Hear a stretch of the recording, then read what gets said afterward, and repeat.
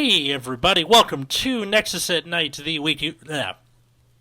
Fuck it, I'm keeping it in. Welcome to the weekly Vanguard podcast brought to you by our patrons at patreon.com/Nexus at Night. I'm Atlas. I'm Matt. That was my entire day today. He's root beer. What happened? No, just constantly stumbling over while I'm trying to record this clan identity video. I'm just going to write out a proper script. I don't think I have the wherewithal to actually continue a train of thought uninterrupted without a script. I mean... Understandable. A lot of people have to write scripts for YouTube videos. It's no big deal, dude. Yeah. Yeah. I feel like the like great speakers of history, there has to be a blooper reel out there, right? I mean, probably. Oh my god, where it's like December 7th, 1941, a day which will... a day that... Hang on. Can I try that again? A day which will live in infamy, you know. There has to be one of those. But, Matt, you had an episode? Yeah. So I thought we'd give our final goodbyes to V Series, so we never have to look at it again. You might say, but V Premium, don't care, moving along. I'm just gonna play regular Premium, where I get to play nonsense. So we're gonna say goodbye to V Premium with, I guess, you might call it a sunset show, or a send off, as it were, so that we can complain about V Series one last time. Now that we are officially out of cards, except Vangreen, but I don't care. Yeah. So it's okay. We'll just do a pack opening for that. Yeah. Let Root Beer handle that one. So I guess I want to start off with just general how we felt about V Series, and so I guess I'll ask Atlas first here. So on like an A through F scale, Atlas, what grade do you give V Series? So when you say V Series, you mean both standard and premium through the entirety of, or what? So if you want to, you can be two separate grades for like standard and premium, okay. if it matters. Okay, if you're averaging out the entirety of V Series, I think for standard, I'm gonna give it a D+. Okay. The reason being that I didn't really enjoy standard all that much. I felt like I was peer pressured into it by the people around me who were afraid of trying to do premium, which at the beginning, fine. You had Ezel being ridiculous. But aside from that, I think it was just a smaller card pool that was less fun, that got even more less fun as time went on. And then... No, I completely buy that. Yeah. What'd you say? You don't know if you completely buy that? No, I completely buy that. Yeah. And then for premium, I'll give it like a B- because it started out pretty rough there, like the, 17 Excel circles with Ezel and them having to like hit a bunch of stuff. A lot of it not helped by premium collections, right? Yeah, exactly. Like, premium collections would make it worse. Okay, can I just get a G guard? Would that be cool? No, we're gonna give you a stride that gets out of the way. You're like, my God. Okay, whatever. I like that Murakumo's good now, despite not ever getting a G guard. Yeah, exactly. That's like in spite of itself. Yeah. But yeah, B-, because like as it went on, the bigger card pool in V Series ended up making it so that it meshed better with your, G-era stuff, especially when we got the V Series retrains, which, while ironically being bad for standard, because that's when stuff got really crazy, and you had every deck doing everything, for premium it allowed you to use your older support, and it kind of made these decks like more fun to put together. And that's that. So. And what about you, Ripper? On the whole, probably like a C-. Like I did like the slower pace of standard when it first came out originally. I thought G just started getting too crazy by the end, and I appreciated the back to basics approach. I remember back at UCR we had a brief thing where we played like limit break era cards, and that was pretty fun. Oh, I remember so that was kind good. of a throwback to like the early days of Vanguard. But then, of course, it all went downhill by like Gift 2s.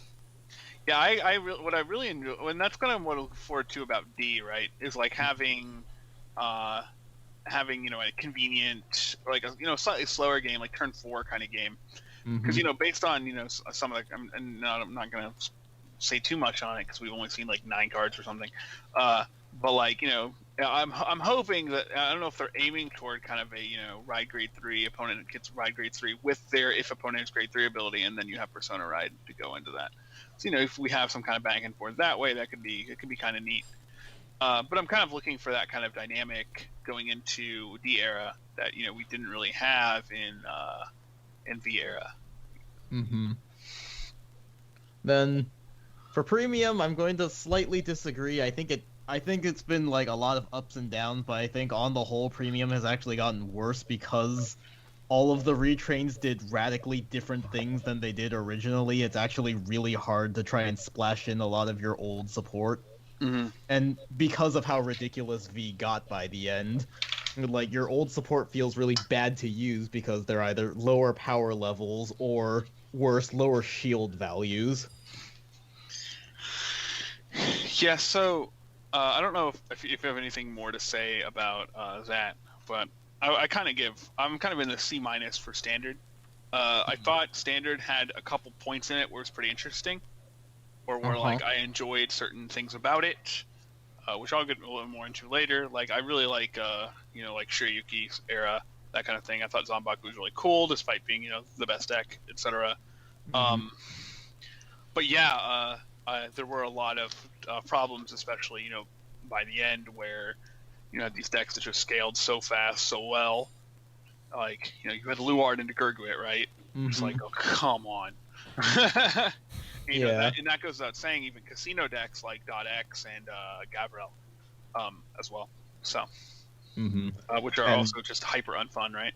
Yes, and I think unfortunately that carries over into premium because you could just still play these decks and make it so your opponent didn't have time to do all the cool premium things with their strides. It's like premium these days feels just like you play the same standard deck because it's so fast it can kill most people before it ever really gets into being premium. So you said you gave a C minus to standard. What about premium?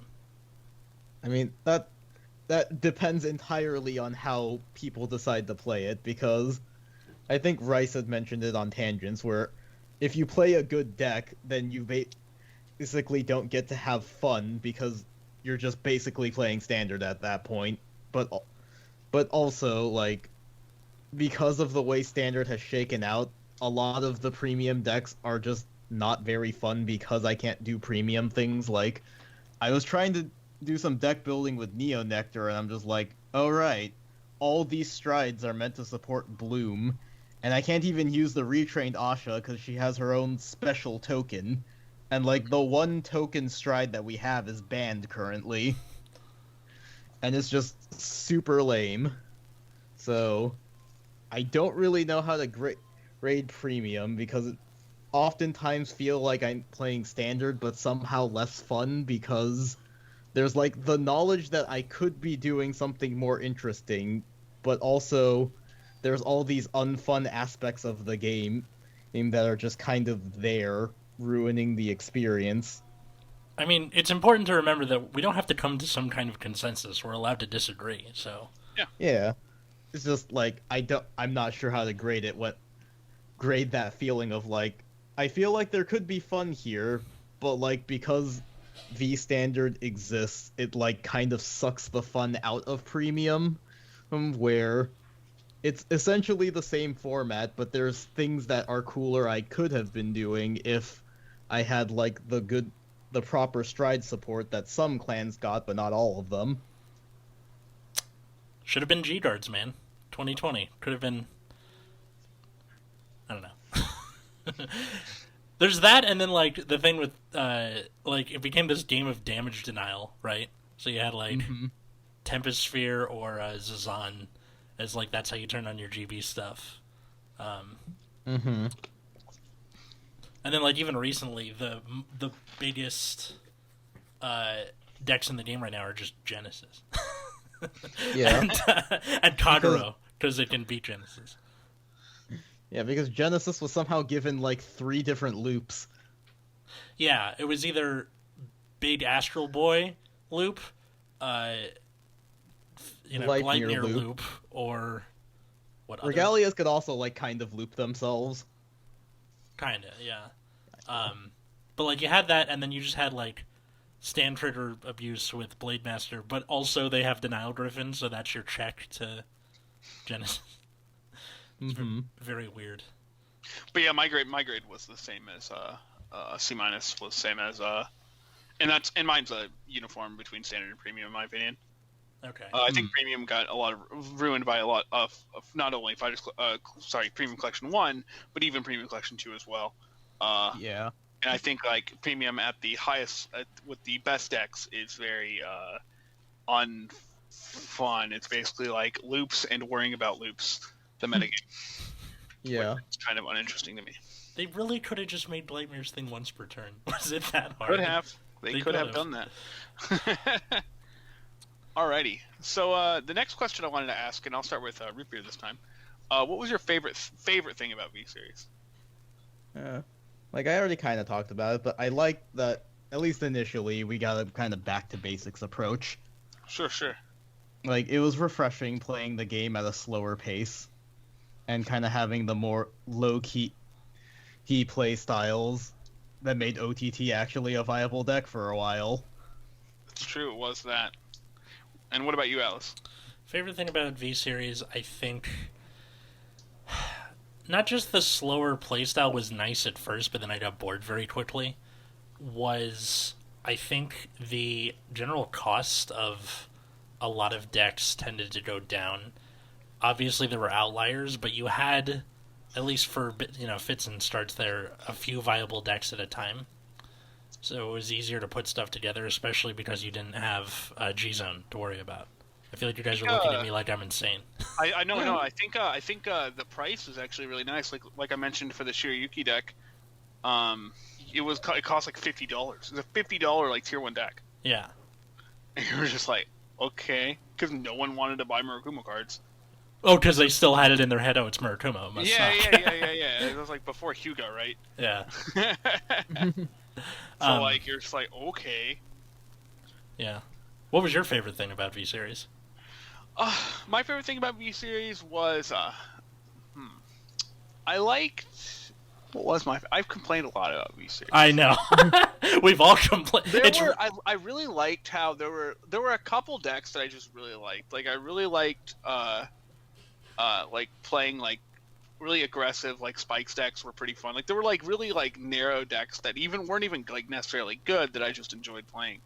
And I really liked, that kind of like you said, like mid-rangey-ish, whatever that means in this game, style of deck, where you don't really have that in G because you need to either kill them or they kill you, right? Mm-hmm. Like unless you have like special unique answers. So I really enjoyed that kind of style at least for a while, and then it kind of went off the rails until I rode Grid 3. I tried to kill you. Yeah. All right, so Alice, what was your least favorite thing about V Series? I gotta go with the latter part of V Series where they tried to overcorrect by having it be like the more powerful effects were hidden behind. If your opponent's also on grade 3, you can do this. So they kind of just made a new problem of instead of stuff killing you, the stuff from before that could kill you just continued to be popular. Anger Blader being the best example. Right. And instead of just, being a little more aggressive with the ban list, which I guess they got to eventually. The other annoying thing about V Series, and this has nothing to do with card design, it has to do with my local meta and the people around me, was the bullheadish way they refused to look at premium after the 5 seconds they saw Ezel being broken. And I feel like a lot of people around me missed out on something really fun. I got a few people to come with me, you guys included, but it's still something that I think... What's that? What is it? Confirmation bias, where after you've made it up your mind about something, you just are tempted to write it off forever. I feel like that's the wrong word. If I have the wrong word, just tell me, because yeah, no, you're fine. Yeah, I think confirmation bias works. So yeah, that pretty much. All right. Root beer, what was your least favorite thing? Uh, well, this is on my mind already because I'm like working on a video for this, but the lack of clan direction for a lot of V, where I feel like every set, the clans would just kind of subtly shift their priorities in a way that made deck building really hard, especially for premium. Mm-hmm. So like Neo Nectar, you have like plant tokens and then bigger plant tokens, and then all of a sudden Asha has her own special token that has nothing to do with the regular plant tokens that you were already making. Or like Bermuda Triangle having 7 different play styles. Right. Well, because like we made jokes about that, right? Where it was that everyone does everything all the time. It's not even that everyone does everything. It's just like every time a clan gets a new set of support, it's something different. Like Genesis is another one where you have Divine Gauge, and then you have the Astral Plane, and then like and then I think the set after that they did all 3. They did both of those and also Fenrir from G era, and he was just kind of the same skill he had in G, so it was now 3 things shoved all into the same set. Mm-hmm. Plus, you had all the other clans in that set. You were subdividing Mm-hmm. a subdivision. Yeah. And it's just really annoying that, like, especially because now we're kind of focusing more on premium now that standard is kind of going away into overdress, but, like, trying to make a deck sometimes is just, I look at the cards and then I look at, the old support that they have, and I'm like, these are nothing alike, and none of the older strides really do anything for me in this situation. What do? I think that's what made a stride like Marduk so powerful, was because it showed up mid-battle phase, you could do all the stuff you wanted to do with your other guy in the main phase, Yeah. and then go into Marduk mid-battle phase. Like, you basically don't have to go into anything ever again. Like Amaruta Ampharos or whatever not withstanding for whatever reason. Mm-hmm. But I guess that's what G-Zone is for, is like a weird pseudo side deck, which I think we did some episode about forever ago, but... Yeah, we should probably. Mm-hmm. But yeah, like, Bermuda Triangle and Neo Nectar are just kind of standard plus for premium, and you just barely touch the G-Zone, and it's kind of sad, because that's kind of half the point of playing premium, is you can stride, but because the design of these clans went in a radically different direction than they were in the past, it's just hard to build a deck sometimes. Makes And sense. it's especially lame when you play a clan that only gets periodic support, because, like, with the Astral Plane, they were able to fix it within a couple sets because Shin was the main character, so of course he's going to get constant support. But you compare that to something like Mega Colony, where it's like, okay, we're just gonna kind of do the machining thing. No, wait, we're gonna mill your opponent's deck. No, now we're gonna do cradle markers. And it's just like every set was something different. I mean, in the case of Mega Colony, I don't think that was just V-Series. But yes, otherwise I agree with you. Matt? My least favorite thing, I think I 100% agree with what he was saying, where they're just trying to do way too many different things in like such a short time. And so the decks that get support that can kind of be more generic, or it's just really good on release, things like Luard, right? Which is pretty much just like its own thing on release, on the piggybacking off of some other support, basically, that was more generic. It's just like, and the clans who got less support were just screwed. Like, they'd get like, oh, you get like one set a year, here's the new thing. Like, it was like, like Mega Colony's the best example, where they did 3 different things. Yeah. And, one with how many times to get support? 4? I think so. Mm-hmm. It's such a tragedy that the Clan Selection Plus stuff was so interesting and would have been so good if it was like early to mid V-Series. You're like... Yeah, like a year ago? Yeah, Yeah. it would have been sick. And it's just not. Yeah. Especially because a lot of the clan selection stuff is a departure from like the vague direction that they had in V era. Mm-hmm. So, yeah, that was probably my least favorite thing. Mm-hmm. What deck did you enjoy playing the most, Root Beer? I mean, that's hard to say because I've only started getting back into the game recently, so the only context I have is like the first set of the game with OTT, and then very recently with Bermuda Triangle stuff. All right. And what about you, Alex? Or sorry, go ahead. I mean, I guess if I had to make a decision between just that, like the most recent Bermuda stuff is fun, doesn't necessarily feel overpowered. So as long as no one's playing like a top tier meta deck, it's good for casual play. All right. Alex, do you have a favorite deck of the V series? For V series, I gotta say for standard, I'm gonna go with that first Anger Blader Tachikaze build.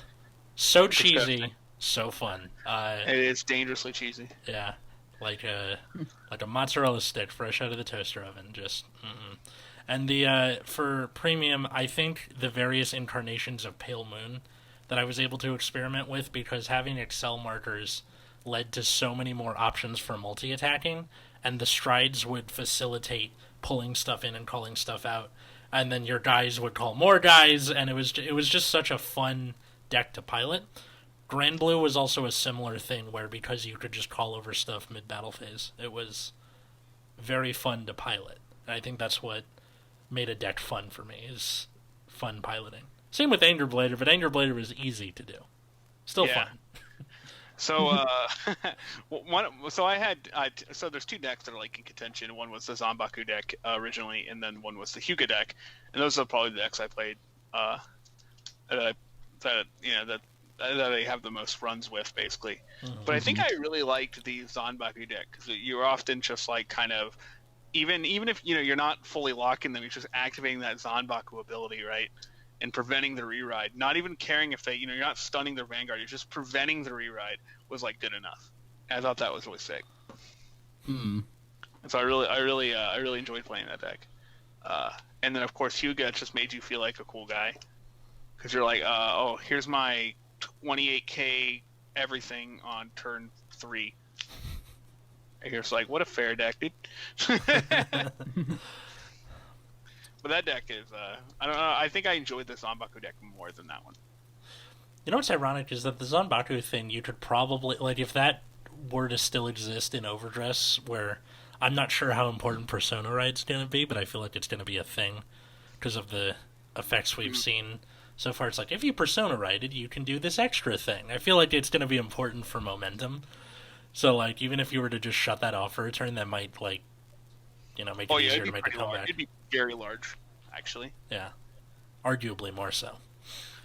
Big, huge. So the next question is a harder one.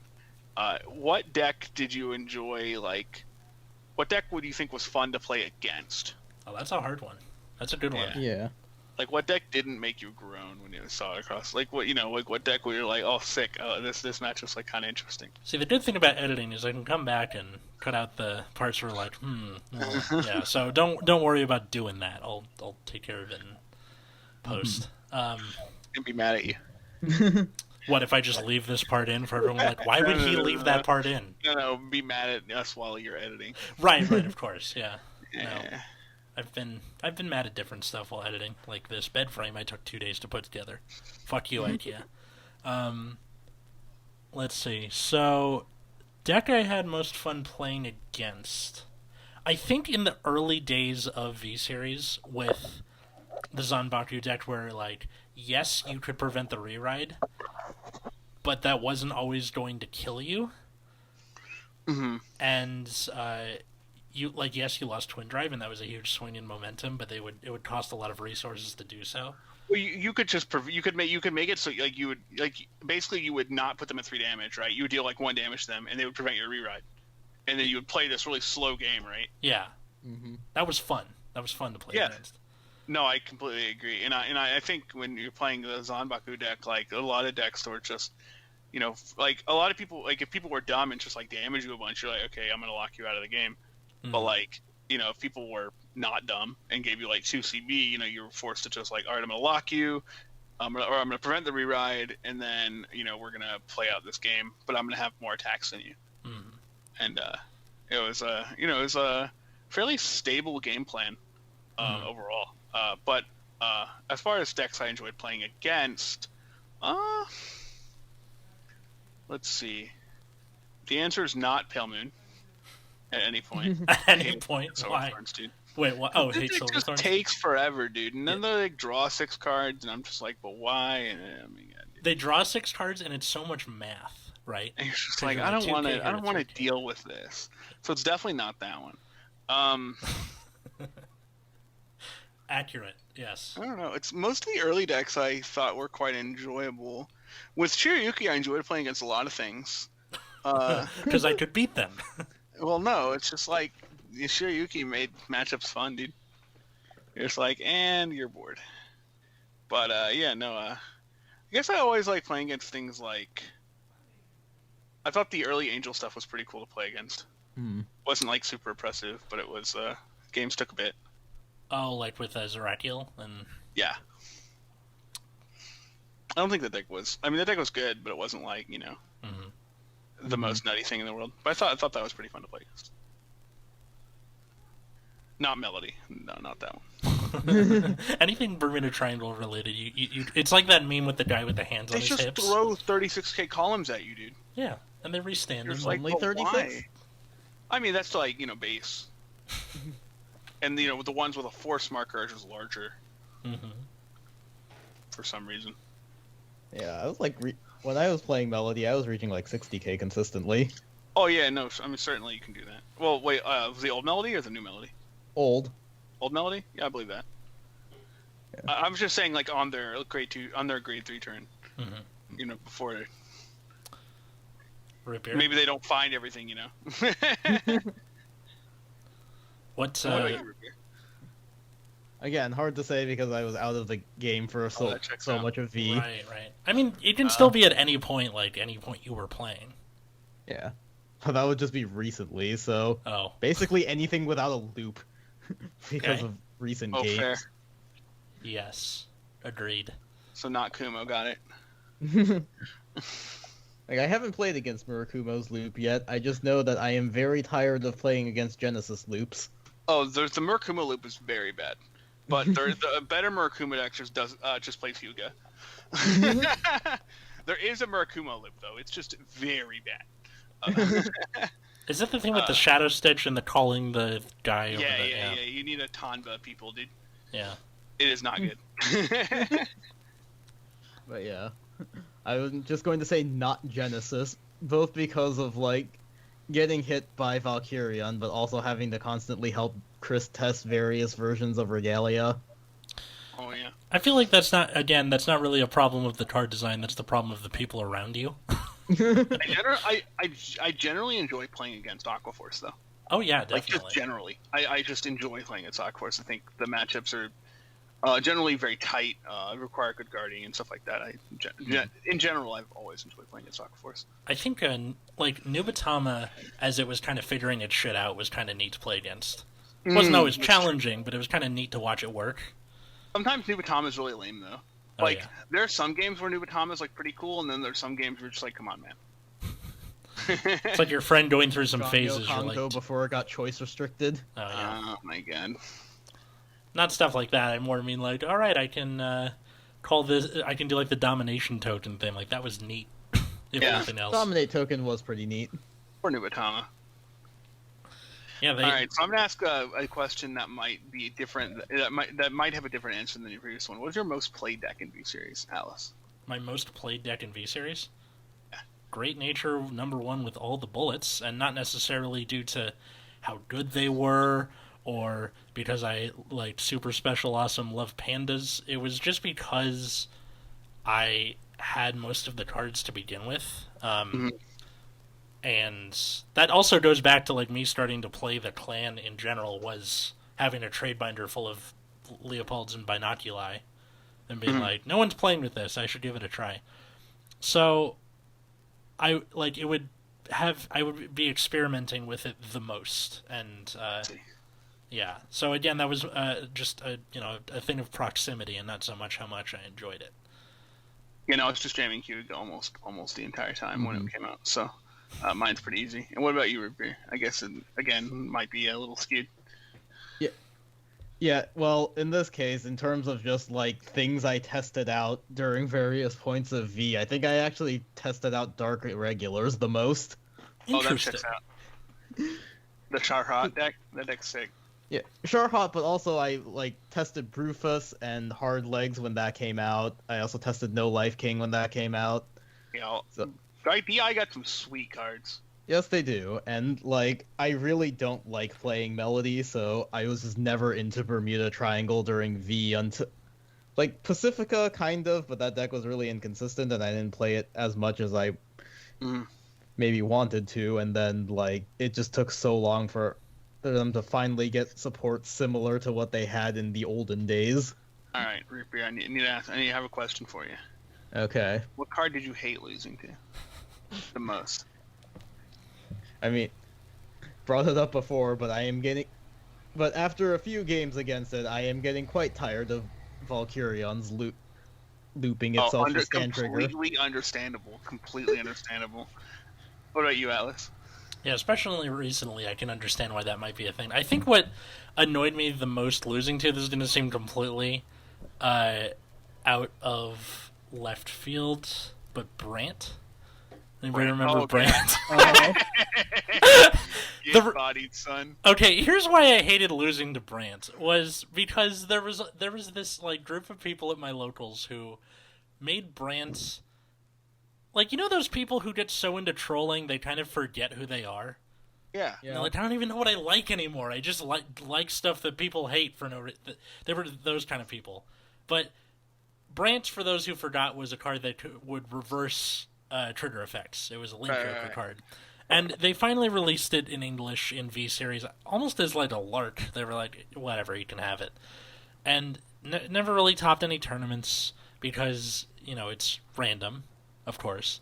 Not actually that good. Not actually. But there's that one game in like 207 where you drive check a heal and it makes you take a damage when you're at 5 and you lose on your turn.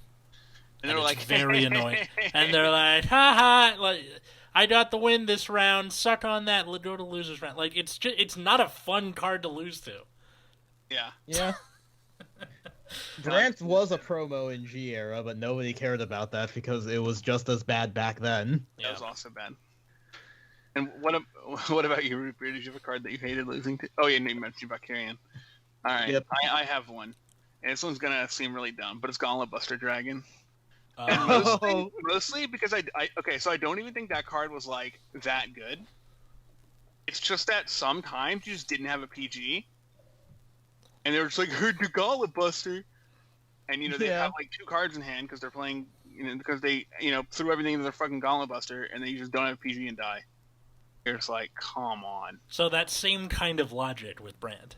Exactly. It's just kind of like, oh, I'm just going to hope they have a PG and go in on this Gauntlet Buster. Mm-hmm. Every turn, basically. PG and you know, there are games you're playing as Narcomi with, like, 2 PGs, and you're like, I can't lose. And you're just like, great. And then they would, so you know, there were these random games you just didn't find one, and then they'd be like, go in anyway, and you die to the freaking Gauntlet Buster. It was the worst. You know, maybe you 2 to pass it, they check 2. You know, the full shebang. It just felt bad. Yeah, it was very helmet. Yeah, that was mine. All right, Atlas. Mm-hmm. What bad deck did you enjoy the most? Most of the things I played. No, I think the bad deck. And bad is relative, of course. Like, bad is definitely relative to these things around it, of course. Okay. I think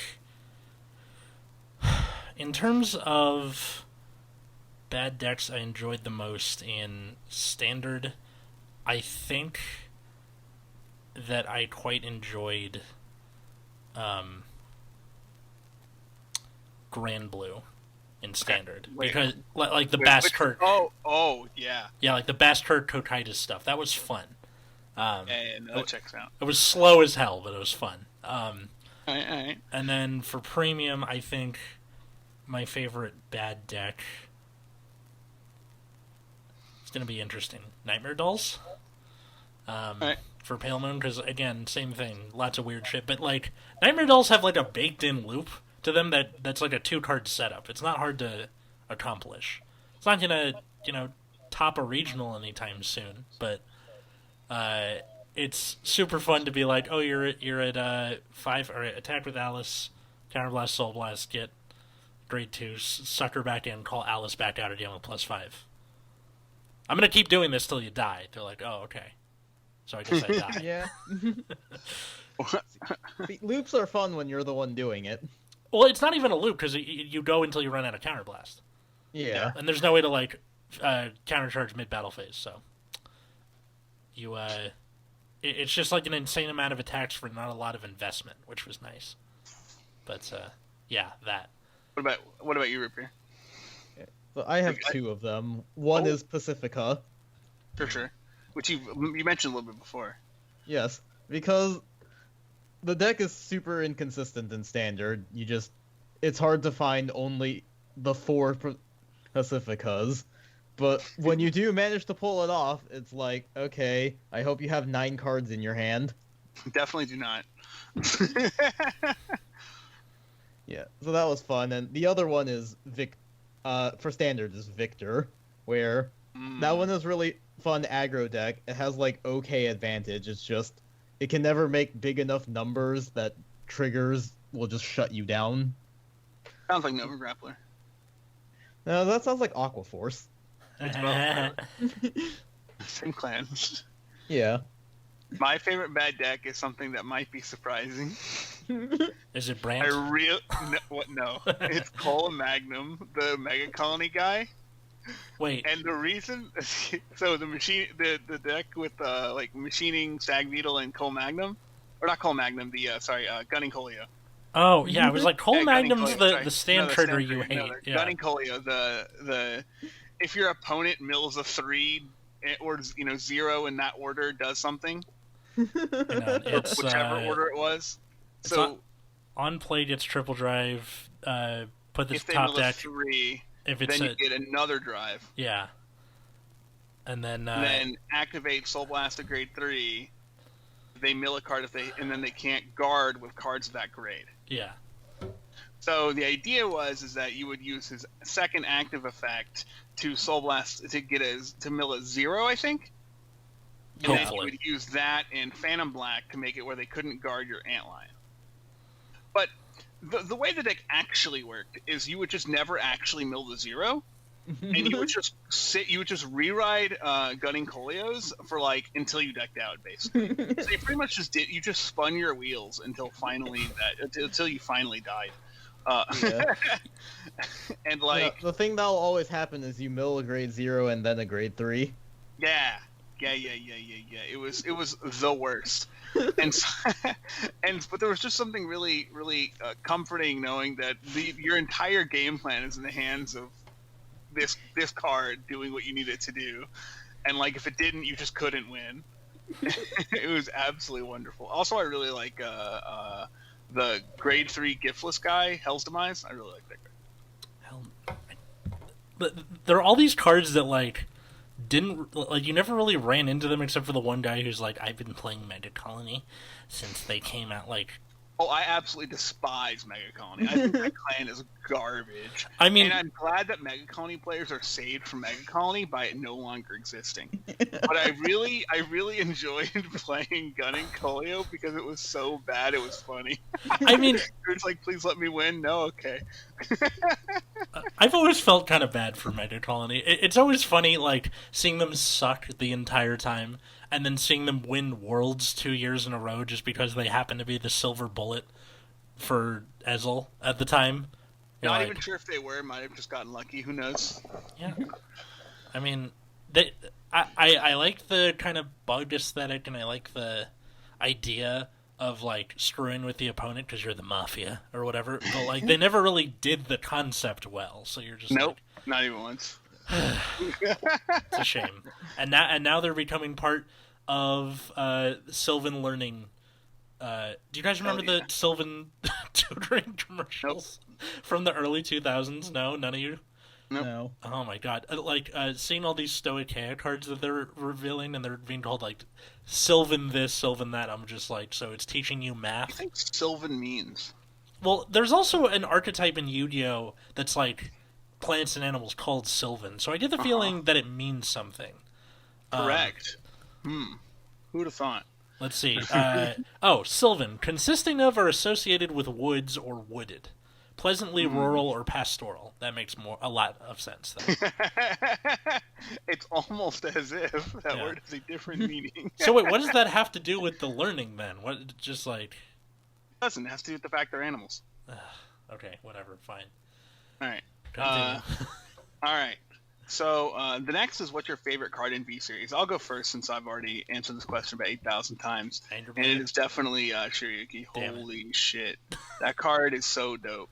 It does literally everything I want a card to do. Just everything. Yeah, makes sense.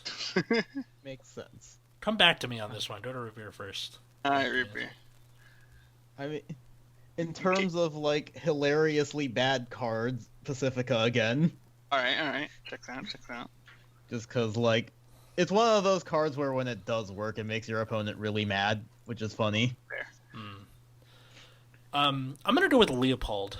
Not just because it's Grey Nature, but because it was that first card that came out where I was like, oh my god, I can use this in both formats, and it's pretty good. Yeah, it is value sometimes. Yeah. About a third of the time for me, it'd be like, trigger, oh, cool, thanks. It must be terrible in Premium when you ride Leopold in the middle of trigger, and you're like, god damn it. Yeah. There have been a couple of times where I'm just like, all right, I'm just not going to waste the card to stride then. 32 with a crit. Yeah. It happens. The important thing was getting an extra circle and maybe getting to populate that circle. And then my dumbass was like, I should get SVRs of those. They'll last forever. They don't last forever.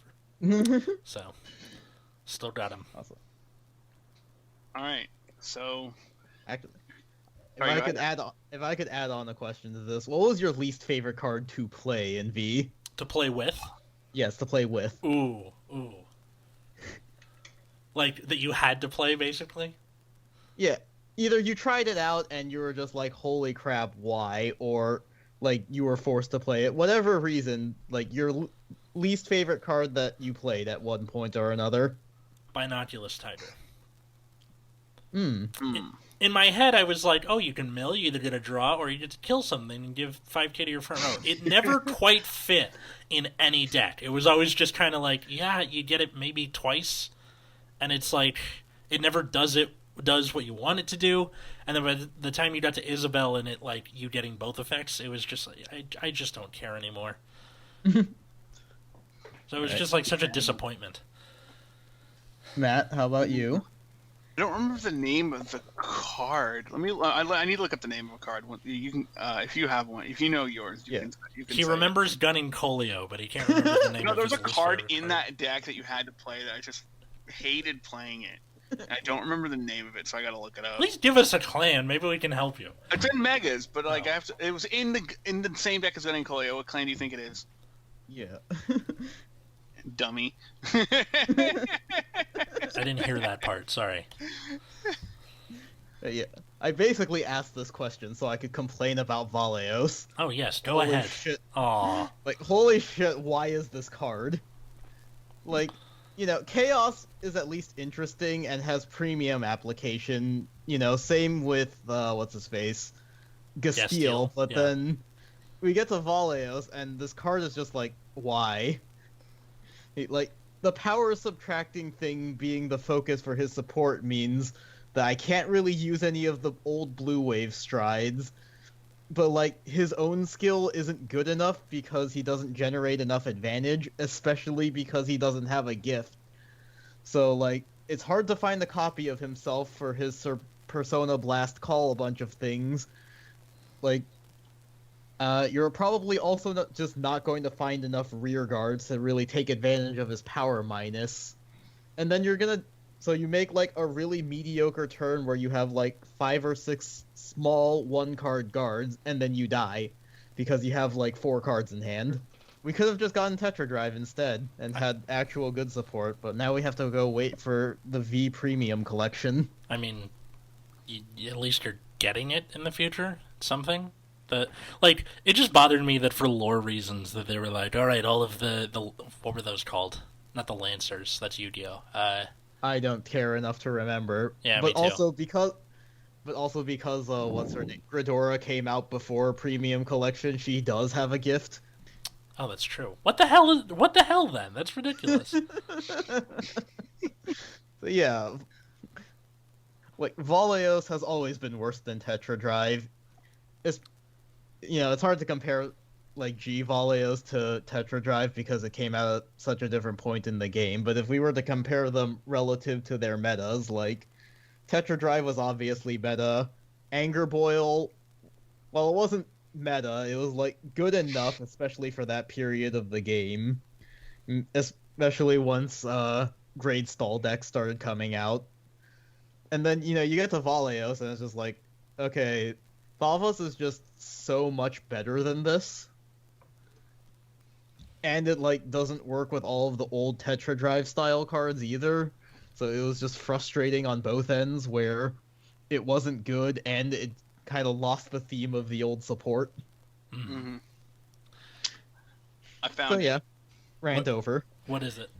It's a grade 2 from Mega Colony called Water Gang. Water Gang! It's this grade 2 9K that says when it stands, you can counterblast 1 and put in your soul to draw 2 cards. Oh, I forgot This about card was so fucking dog shit. This is like the worst card I've ever played. Because you'd put it in the front, you'd attack with it. It doesn't do anything at the time, right? And then the opponent goes, next turn they're going to turn it into a draw. I'm just going to retire it, or attack it, or whatever. Or they'll just let you, and it just doesn't matter because you're playing Mega Colony. Again, I feel like that's not the problem of the card itself, but I can totally understand why you'd hate it. Oh no, this card is garbage, dude. You know what's ironic is the original incarnation was just the on-hit Counterblast 2 draw. That was probably a better card than the original. Yeah, like maybe your opponent will actually let that hit sometimes. Oh my god, this is the worst, man. Oh my god. Water Gang. He went through all that effort to remember Water Gang. Dude, how would I remember that card's name? It was so trash. I don't blame you. I don't blame you at all. This is the worst card I've ever played in V-Series. Alright. And then we're coming up on the last question, right? Mm-hmm. Yep. This is it. Alright, this one was from me. If you could have changed one thing about V-Series through its entire run, what would you have done? Where to begin? If whoever wants to go first, they can. I know this is a longer one. I think... See, it's hard to just mention one distinct thing, but I think even keeping in mind the insane power creep by the end of V, I think the thing that they really messed up from the beginning was like the way the gift system was implemented, because it's a good idea, it's just, as we could see with gift 2s and stuff, where once they started putting out things to kind of shore up the weaknesses of, say, Excel, like, it just became so ridiculous. And Protect was something that, like, lost a ton of value as decks got stronger, ironically enough. Yeah, like, it started off strong, and then, like, the only time a Protect deck was ever meta was in spite of itself. Yeah. Mm-hmm. Because they had to go back to the end of G era, everything does everything, so, clans just kind of mesh together. But I think if gifts were implemented differently, I think I would have gotten rid of Excel entirely, and I probably would have tried to find a different way to implement the ideas of Force and Protect. I'm not sure what that would be, just trying to think off the fly, but... I mean, that's a thing. Definitely. My change. I should have mentioned this on what I like least about V Series is I should just not had gifts. Honestly, gifts were honestly my least favorite thing about V Series. The only thing I liked about gifts was the concept of having extra front row circles. Yeah, that's the only thing I liked about it. And that was kind of the only thing that, like, eventually that was like what mattered the most, right? Mm-hmm. Or like, can you pretend to have extra front row circles? Mm-hmm. And I think gifts kind of, as power numbers went up, that was kind of the only thing that was important. I think if there's one thing, and like Force, I think Force 2 was also like really cheesy, so I think I would just not have done gift 2s in general. And like Persona writing is an interesting take on the idea of Force 1. I would like to see them implement some sort of protect-esque mechanic at some point, just because more defensive cards is always a good thing. I think, like, aside from the stuff of, like, don't do gift twos or don't have everyone do everything, I think what they could have done was spread the releases out more. Like, that would have been such a simple fix. Mm-hmm. For, like, especially, like again, after gift twos came out, everything was just coming out month and a half later, month later, that everything just felt so breakneck pace. But I think that would have gone a long way for making the power creep not feel so breakneck. Either that, or if you're starting from the ground up and assuming you want to keep the imaginary gifts, I would make it so you have, with 24 clans, they should have had 8 clans on each gift, so that the balancing was easier. Protect got screwed for most of it, not just because it was hard to make that powerful, but because you only have 6 of them, so it's a numbers game at that point. Mm-hmm. If they had just gone, all right, we're going to have Shadow Paladin be a Protect clan, because then you have a Paladin on each clan, and fuck, I don't know. Link Joker? Link Joker. Whatever. Like, anything, it would just make it so you have a perfect balance. And especially because I remember when we were like, ooh, what clans are going to get what gifts? And Link Joker was revealed to be Force. We were like, that's probably a good thing, because if they keep Lock, then that's too broken to have Protect gifts when the opponent only has 1 attack. They ended up not doing that for basically the entirety. So why not just? And make now it that Protect? they have Lock, your Lock grade 3 does not get gifts on its own. It has to steal them. Yeah. So just, dude, like. They could have made that a Protect clan without it really being much of a problem. I'm still mad that they didn't make Shadow Paladin that. Could have been a thing where they kept the ritual stuff, and it was like, you can discard grade 1s, fill up your drops, it's not hard. Shadow Paladin being a Protect clan makes a ton of sense with how Protect is intended to work. Yeah, where you kind of blow your wad at whatever, this and that. Yeah.